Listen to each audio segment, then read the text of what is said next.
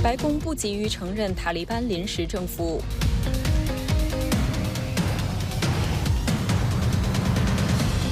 拜登前往飓风灾区谈气候变化危害。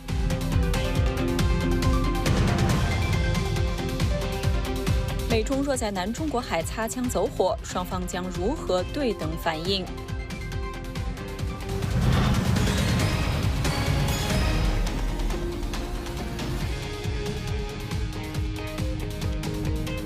各位观众，大家好，我是卡拉，欢迎收看《美国观察》。曾经5度前往阿富汗和伊拉克的前海军陆战队军官伊利亚特·阿克曼，在他的小说中描绘了美中两国在南中国海发生冲突，将全球推向第3次世界大战的边缘的情景。在与美国之音的专访中，他分享了对美中在现实中开战的分析和警告。稍后我们一同关注。美国观察的节目热线已经开通，欢迎您拨打0021-202-920-4990给我们留言，与我们分享您对节目的看法，告诉我们您希望看到的节目内容。一起来关注今天的新闻。阿富汗塔利班表示组建新政府，并宣布了处于代理身份的内部一些职位。对此，美国白宫表示不急于承认塔利班为阿富汗的官方政府，而美国的承认将取决于塔利班的行为。与此同时，正在卡塔尔首都多哈访问的美国国务卿布林肯星期二要求塔利班遵守承诺，让所有拥有有效旅行证件的人自愿离开阿富汗。另外，美国国会参议院外交关系委员会下周将举办听证会，审视美国在结束历时20年的阿富汗战争的撤军行动，而布林肯将出席听证会。以下是美国之音驻国务院记者站主任张荣香的报道。目前正在卡塔尔访问的美国国务卿布林肯表示，据悉目前还在阿富汗的美国公民，包括拥有双重国籍的人，大约有100人。他说，美国国务院与他们直接联系，并且安排了专人负责他们的案子，以确保愿意离开的人都能够离开。对于外界关切位于阿富汗北方城市的机场出现包机受阻的情形，布林肯表示，美国和国际社会继续要求塔利班遵守承诺，让所有拥有有效旅行证件的人自愿离开阿富汗。And we are not aware of anyone being held on an aircraft or any hostage-like situation in Mazar-e-Sharif. So we have to work through the different requirements, and that's exactly what we're doing. 美国在8月底完成从阿富汗撤军行动。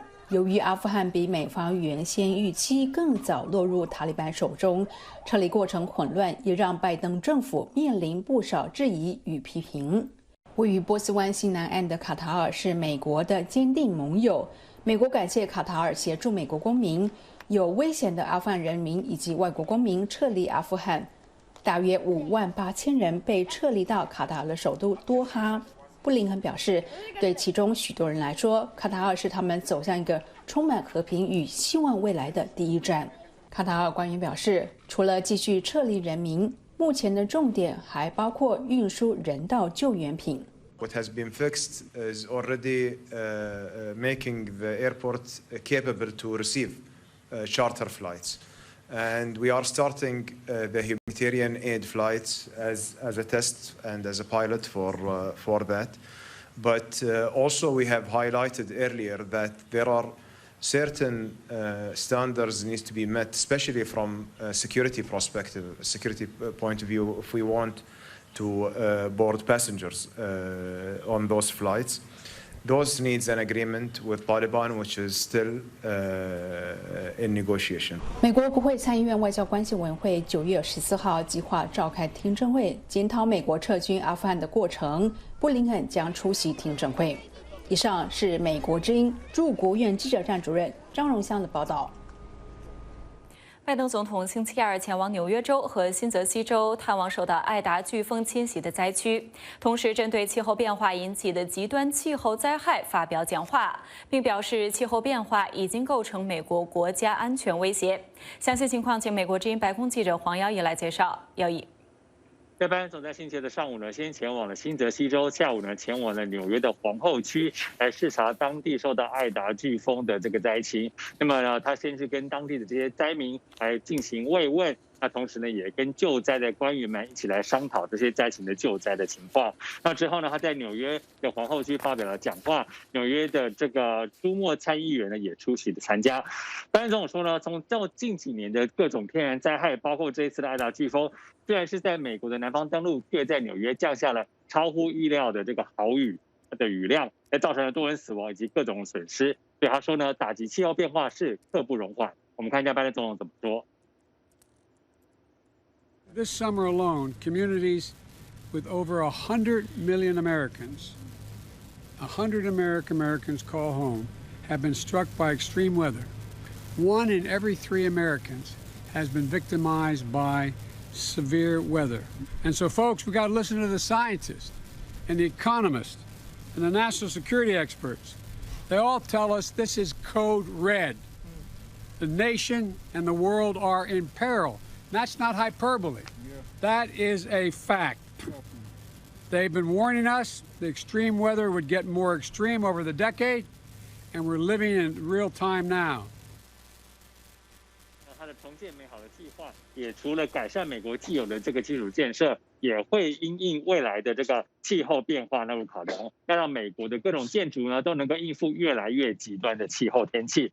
那么在现场的这个舒默参议员也表示呢，将会努力在国会当中来通过推动各种的重建美好的相关计划，把对抗气候变化也纳入考量。卡拉，好的，感谢耀义从白宫发回的报道。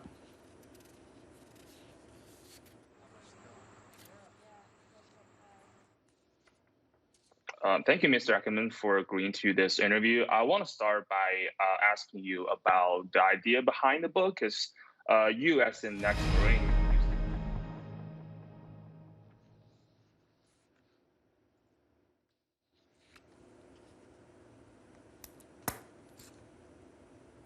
欢迎继续收看《美国观察》。在作家伊利亚特·阿克曼的新作《2034》中，美国与中国在主权争端不断的南中国海相互开火，将全球推向第3次世界大战的边缘。而在美国之音的专访中，这位曾5次前往阿富汗和伊拉克的前海军陆战队员分享了小说背后的创作思路，他如何看待阿富汗和台海局势的类比，以及对美中两国在现实中开战的分析和警告。Thank you, Mr. Ackerman, for agreeing to this interview. I want to start by asking you about the idea behind the book, because you, as an ex-Marine, you served 5 tours in Afghanistan and Iraq. So why did you want to write a story about a potential war, a global conflict between China and the U.S.? Well, thanks for having me on the show, first of all. You know, the idea for this book originally was my co-author's, Admiral Stavridis, and he came to our editor at Penguin Press with this idea of writing a work of speculative fiction that would imagine what it looked like if the U.S. and China went to war. So when he came to our editor, he laid out the idea, and our editor said, well, this sounds great, but you know, you're not a novelist, and shouldn't you work? I think you should work with one, and aren't you and Elliot friends? And so they sort of came to me with the idea, and it was intriguing to me because, you know, I remember during the Cold War with the Soviet Union that there was this very rich body of literature and also film that imagined what a Third World War would look like, the U.S. versus the Soviets. And really, you know, if you think about the relationship between the United States and China, you could certainly say that if we're not in a Cold War, we're certainly in the foothills of a Cold War. And there's really been very little written about that from a speculative standpoint. And so the idea for us was, you know, let's try to tell this story. You know, it's not a work of predictive fiction, it's a work of speculative fiction. So we're speculating what would this conflict look like. And so to me, that seemed like you know, a worthwhile project with you know, a co-author who I'd known for many years and respected. Right. And the story starts with a U.S. Navy conducting a freedom of navigation patrol in the South China Sea, and it's something in your story supported by the U.S. president, who is the first one without any party affiliation. I'm interested in why you put, or why you and your co-author put that detail into the story. Certainly. So so as you mentioned, the U.S. president is a female, which I don't think surprises anyone. I'd be shocked if by the year 2034 the United States hadn't had a woman president. But I think what might be more surprising to readers is that she is the first president since George Washington to be elected without a political party. She's neither a Republican nor a Democrat. She's an independent. And I think that is a projection outward of how dysfunctional our two political parties have become in the United States. And if you look at the demographics of the country today, the plurality of Americans are not Republicans or Democrats. The plurality are political independents. And so increasingly, as our lives become atomized, it would follow that only having two political parties might not work anymore. And so we projected that forward and tried to imagine what it would look like if you had an independent running the country during this crisis. And even without party affiliation, she still supports the freedom of navigation. She does. And one of the things that we mention is that, and you can see this in recent times, that as divisive as many domestic issues are with the American population, that typically foreign policy is an area, at least recently, where both parties have operated, generally in lockstep.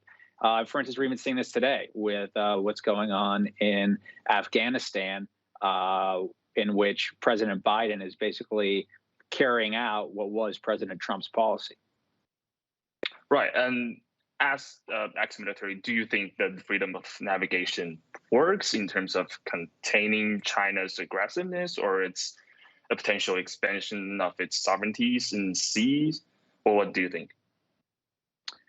I think the South China Sea is a vast body of water that is half the size of the continental United States. And so, China's claims that it is territorial waters have been found to have no legitimacy in every international court in the world. So I think the freedom of navigation patrols that are not only conducted by the United States, but are also conducted by numerous other nations, just go ahead and are asserting the international community's stance that this claim is not a valid claim.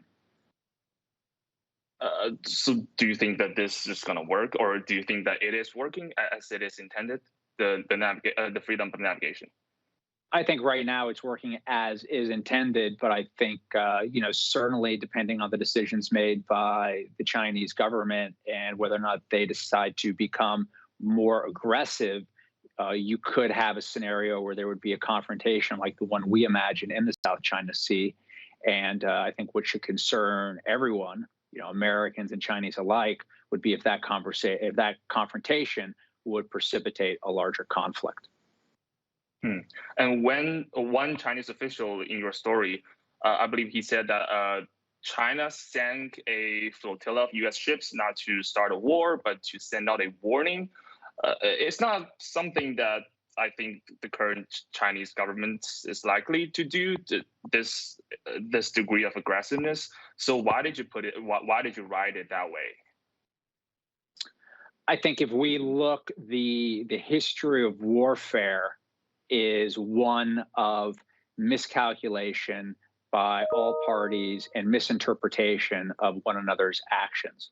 So I think that a gesture that one side might think is a very gradual and incremental assertion of its rights could be misinterpreted by another party, and even that gesture itself might not occur exactly according to plan on the ground. And then you wind up entering into one of these cycles of escalation where one side then reacts to the other, and with each cycle, the conflict just begins to spiral further and further out of control.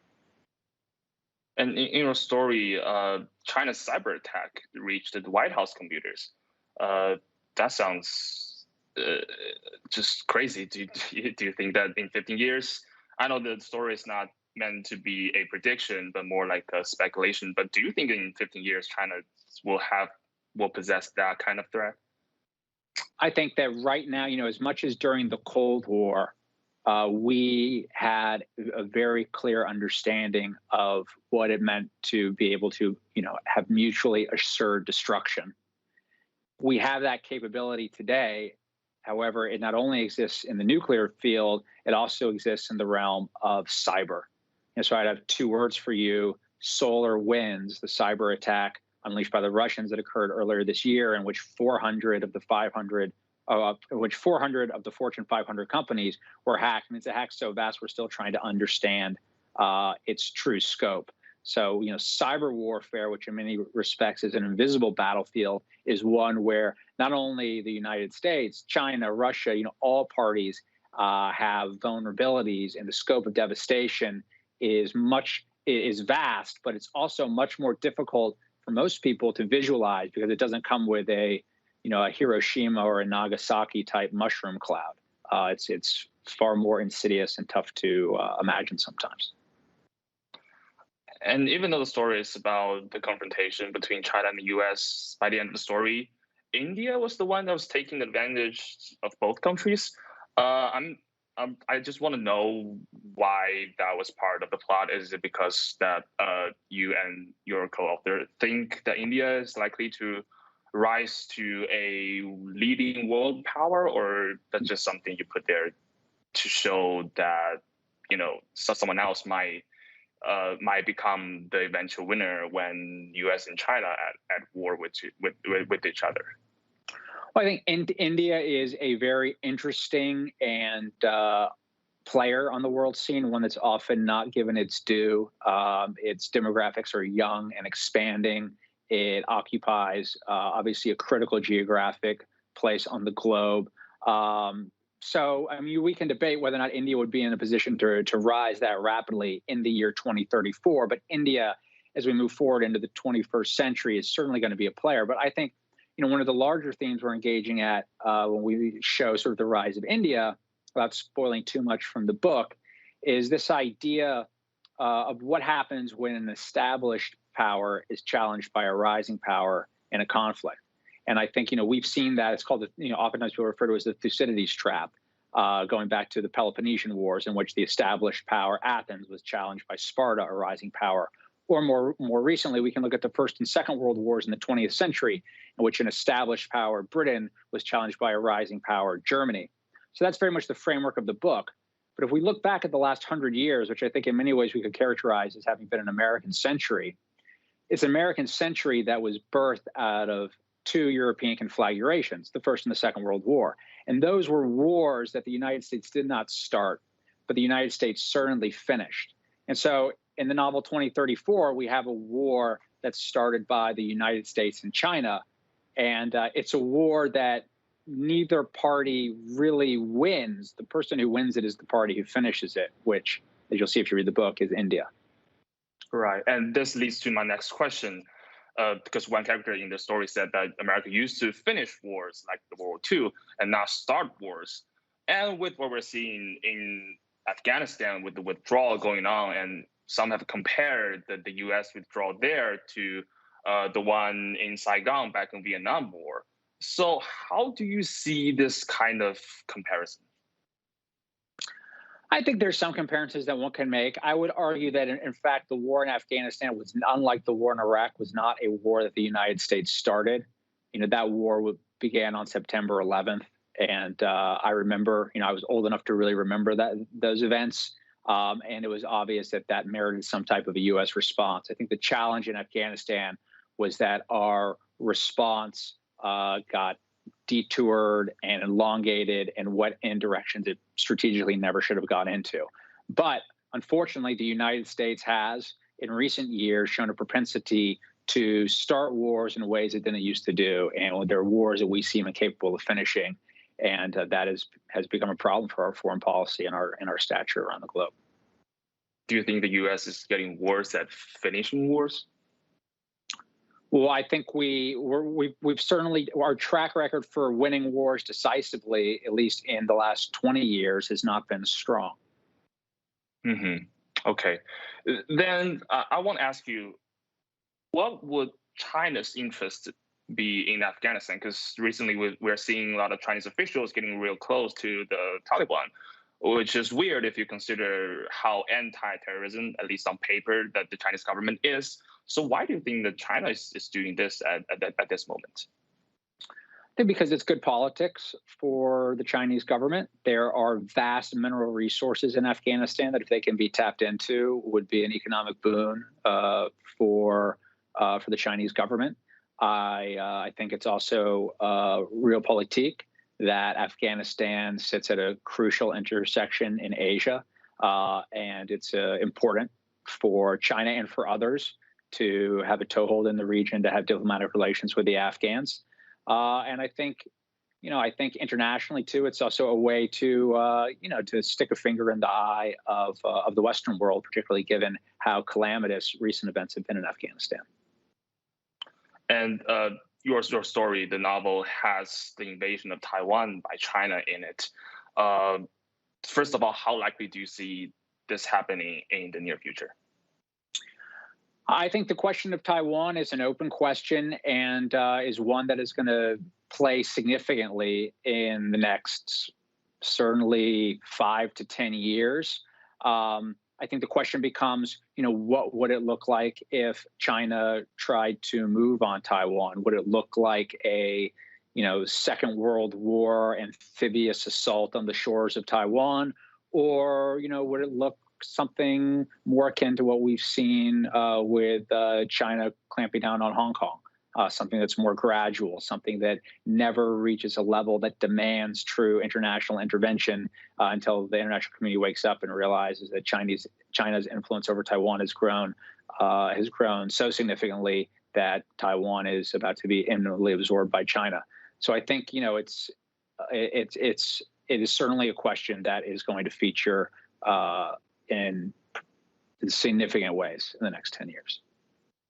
And going back to the Afghanistan question that we just talked about, if you look at what's happening, some people, they look at what's happening in Afghanistan, the intervention sort of failed, or at least this is not the ideal outcome of the 20-year war.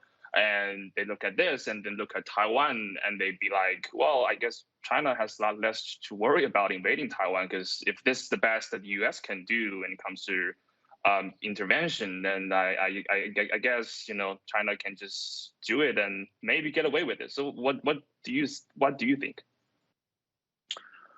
Well, I think if China tried a classic conventional invasion of Taiwan and the U.S. decided to intervene, it would be a very costly and bloody war on both sides, because those are two very different styles of war fighting. A long 20-year counterinsurgency campaign in Afghanistan is something very different than a sharp, clearly defined intervention in Taiwan by the United States, where you have one conventional power against another conventional power. And if you look at the United States track record in conventional warfare, it's pretty strong. So I certainly pray that is a conflict that both China and the United States have the wisdom to avoid. And one of the characters in your story, Lin Bao, he's a Chinese military official. He is half American, half Chinese. I'm just curious as to why you set up the character that way.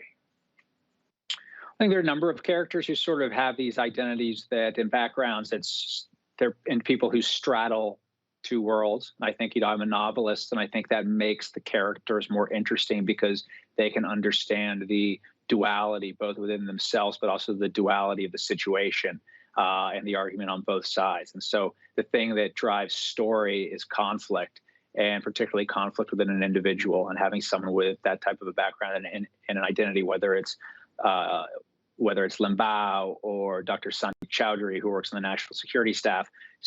I wanted those types of characters where you as the reader would understand their inner conflicts as well. Right. I was just going to talk about Sandeep Chowdhury. He is a son of Indian immigrant who works for the U.S. president. And there's this very interesting scene where he talks to his uncle, who is a former Indian admiral. And he said that, where else in the world can a son of immigrants rise up to work in the White House? And his uncle said, well, America is not so special. So many believe that immigrants have made and will keep America great. But also in recent years, we've seen a very strong anti-immigrant sentiment in the U.S. And many around the world in the past few years may not be looking at the U.S. the same way they did decades ago, or at least in the past century. How do you look at this reality? What do you think? Well, I think the reality right now is, listen, if you go, and I travel around, and when I was in the Marines, I saw this firsthand too, that to this day, if you go to countries and you go to the Chinese embassy or let's say the Russian embassy, you don't see lines out the door for people requesting visas to immigrate to those countries. You do still see that around the world at the American embassy. One of the things that makes the United States unique as a nation is we are not a nation of blood and soil. Anyone can come to this country, become a citizen, and they are American. I cannot immigrate to China, become a citizen, and become Chinese. It doesn't work that way. So what makes the United States unique is we're not a nation of blood and soil. We're a nation generally founded around certain ideals that oftentimes we live up to imperfectly, but those ideals exist nevertheless. And, in the book, particularly a character like Chowdhury and the conversation you're ever seeing with his uncle is sort of making the point to him that these ideals you so value, I value too, but I see them as not being necessarily uniquely American. They can exist in other places too.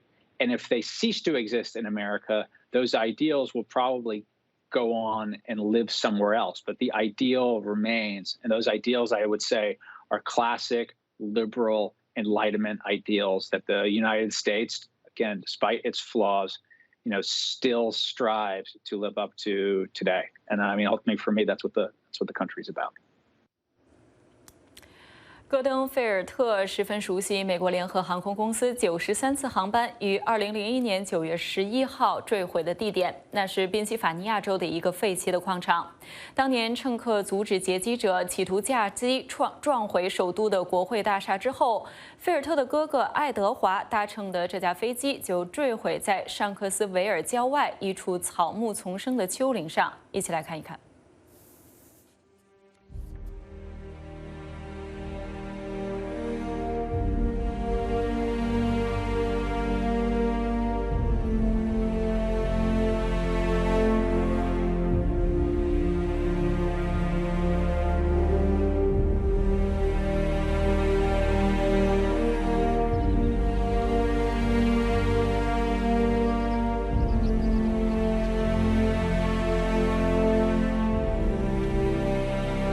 Just before the plane came down, Ed made a phone call to the 911 emergency services. They're not quite sure what the intent was, other than they suspect to help emergency services understand where the plane was. Obviously, the hijacking was well underway. The battle either was about to start or had already started.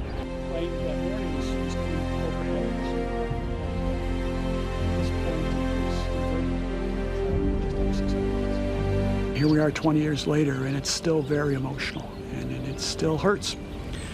And I suspect it will for the rest of our lives.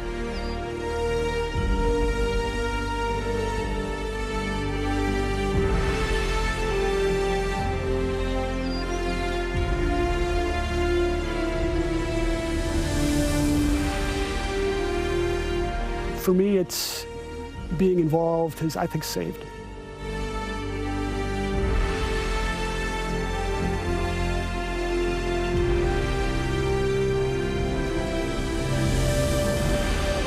They were heroes. They took matters in their own hands, and they helped avert a greater disaster on that day. And they earned a place in history, in the history of this country.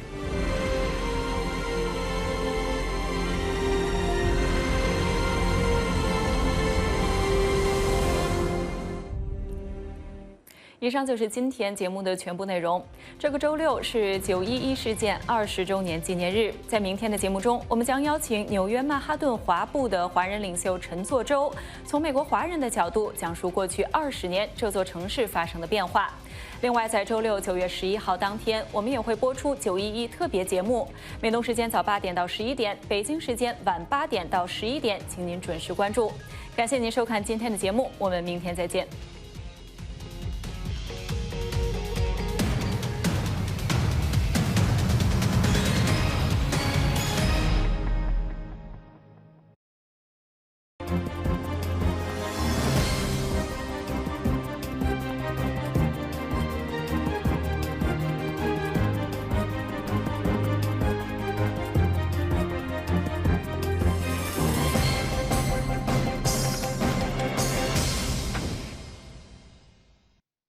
位观众朋友，大